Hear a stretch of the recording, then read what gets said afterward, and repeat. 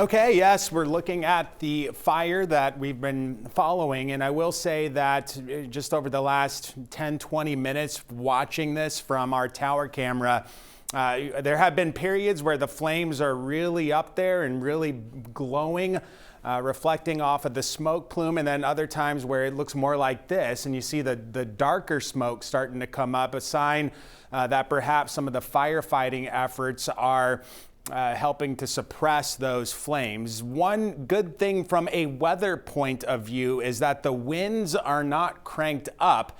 If they were, it makes firefighting efforts just exponentially harder. And the winds right now in the Portland area are certainly calm. They're out of the north, but very light, a little breezier up into the mountainous region of the state and places like Holton, about 10 miles per hour there. But elsewhere, winds are a lot more docile. Clouds are on the increase through a lot of the state, and there is some snow to the south and west of Maine.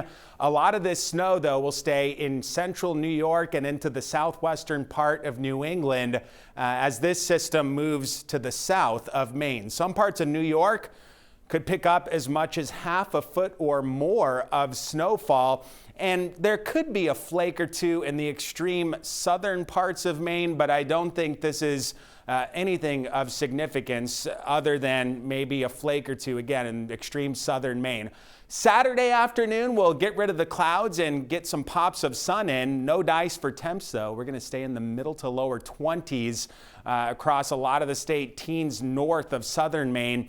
And then on Sunday, I think this is rather interesting. There's going to be this little swath of dry, clear air wrapping around the backside of this low and the eastern Maritimes of Canada. So that'll keep us with sun-filled skies on Sunday, but then things fall apart into Monday. A storm system comes through, and I think it starts with maybe some sleet and or freezing rain, but a warm front comes through. That makes a lot of the precip near the coast turn to rain, and then we get this transition zone to freezing rain or sleet and then to snow as you get farther north in the state. So this is an early outlook on the precip type, but I think coastal parts of the state get rain with this one. It's not going to be an all skate with respect to snow like we saw earlier this week.